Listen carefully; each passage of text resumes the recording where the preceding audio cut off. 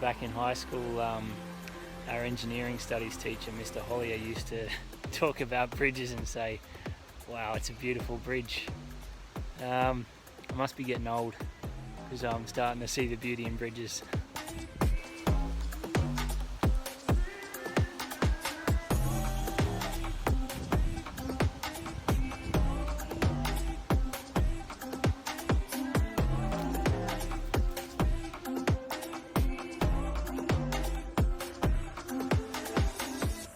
Day 21. Who says barriers don't save lives? Feels good to be alive. Walking, freezing cold, and walking right next to a main road in the middle of Spain. Who'd have thought it's so simple to feel good in the morning? Really useful life advice I've learnt while living in Spain, and useful tips for Anglo-Saxon cultured people from the way Spanish people do things differently. If that makes any sense at all, you've done well. So, what can we learn from Spanish culture to apply to Anglo-Saxon culture? A better life. One thing I've learned Spanish do well is being direct. There's a sense in wow,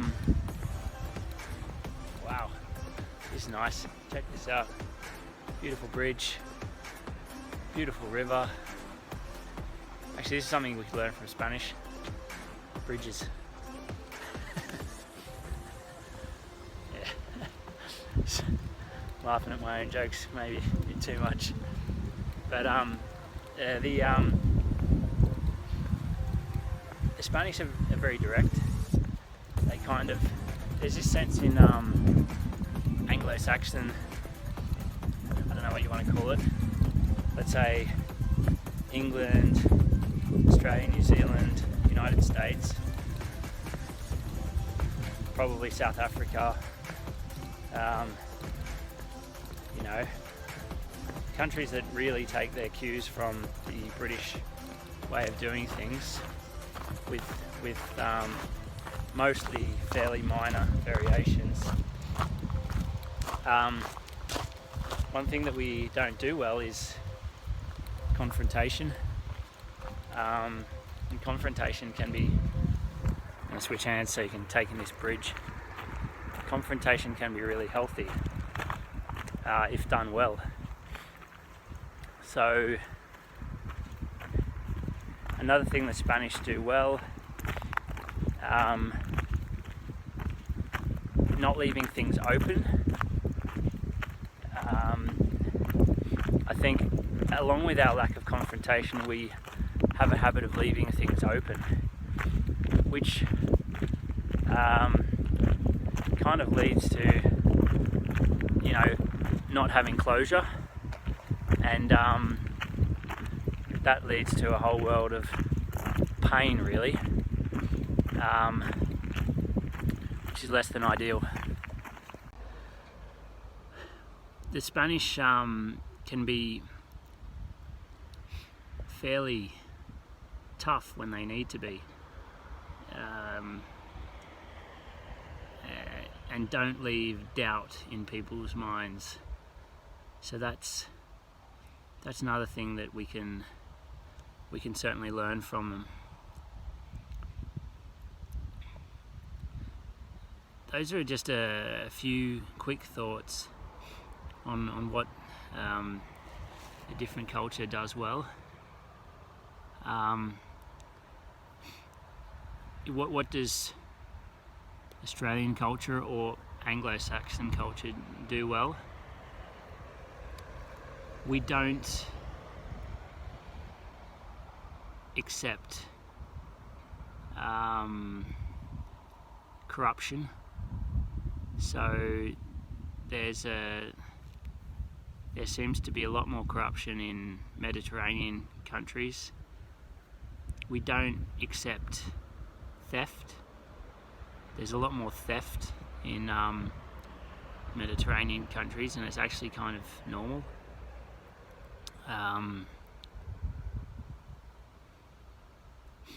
We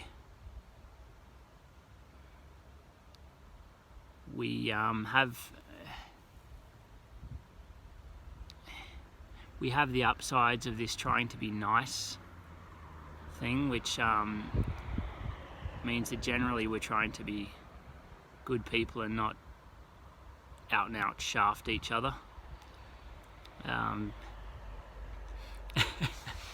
Or at least maintain an appearance of that, which Spanish, Italian, these cultures, they're probably more Spanish.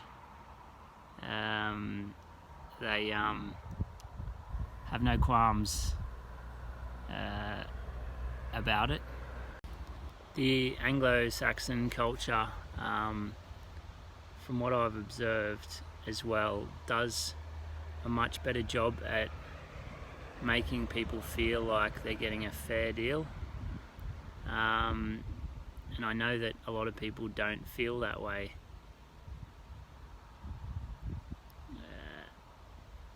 To be honest, in some senses I probably felt that way myself at times in Australia.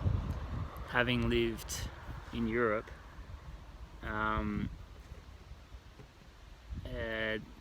there's basically an expectation that you won't be treated fairly. And some cultures even, it's embedded into the culture. For example, India, which I'm not super familiar with, but you have the untouchables in India, so basically your life is never going to improve. So if you're a lower class person, you're going to stay that way, and you kind of deserve it somehow. Certainly in Australia, we don't buy into that, sometimes to the point of the slightly crazy, where I think probably shoddy tradesmen can be making more money than life-saving medical staff or nurses or whatever.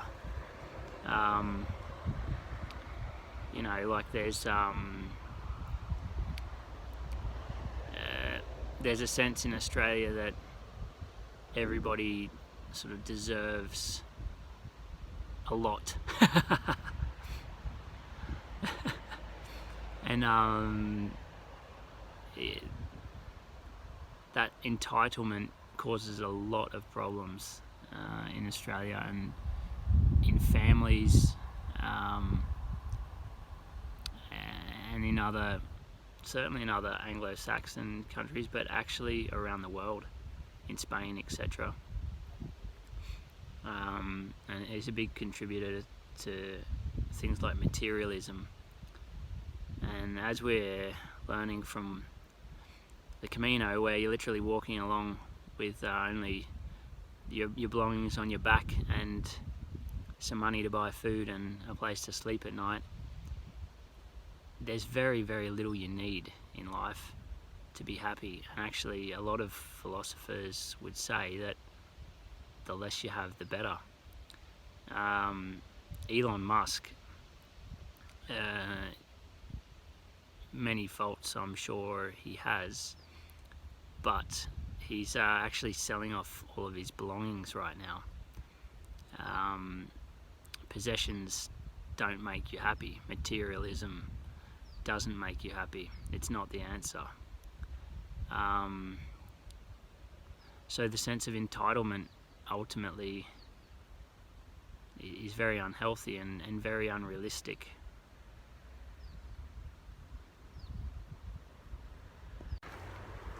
How do you overcome a sense of entitlement? Well, I think you could start by watching some David Attenborough documentaries.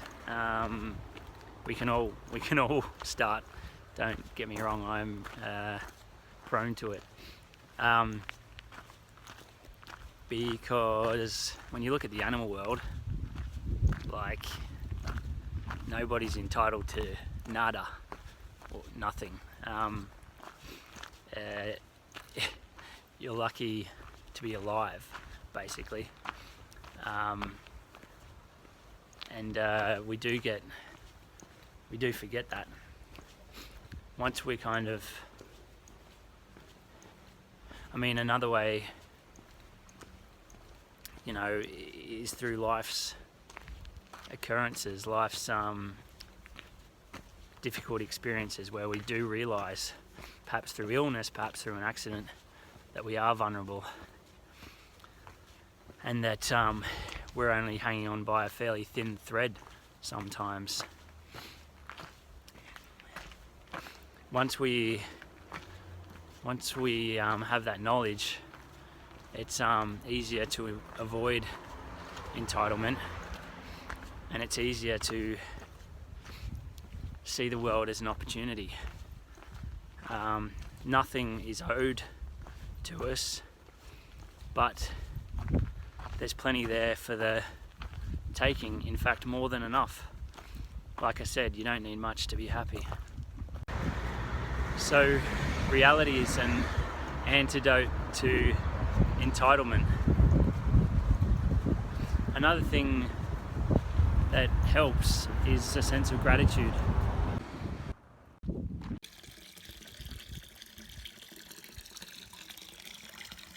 It can be very difficult to be grateful sometimes when bad things happen. And it's something you actually have to put effort into to do. For example, maybe you lose your job, and the situation is clearly unjust. But you can kind of reframe it in a way that's positive. Like, you got a nice payout,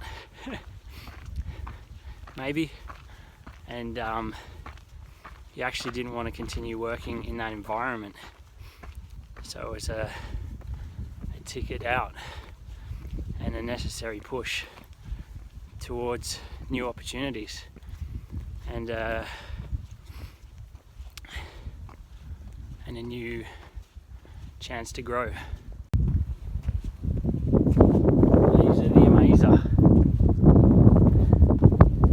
People say that if you can be grateful for all the things you have in your life, as opposed to unhappy about the things that you don't have, you'll manifest good things. You get what you focus on. You also get what you don't want if you focus on that. Take, for example, the case of target fixation. If you're driving a rally car and you're looking at the road and watching the road around the corner, you'll keep making it around the corner. Normally, no matter how quickly you came in to the corner. If, however, you look for an escape route or look at a tree on the outside of the corner, you're in trouble. Target fixation will take you there.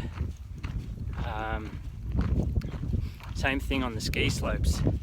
If you are just starting out skiing or snowboarding and you see a group of kids stopped at the bottom of a slope and you're like, don't hit those kids, avoid those kids, that group of kids. But by looking at those kids, saying to your brain, don't run into them, you'll automatically go straight for them.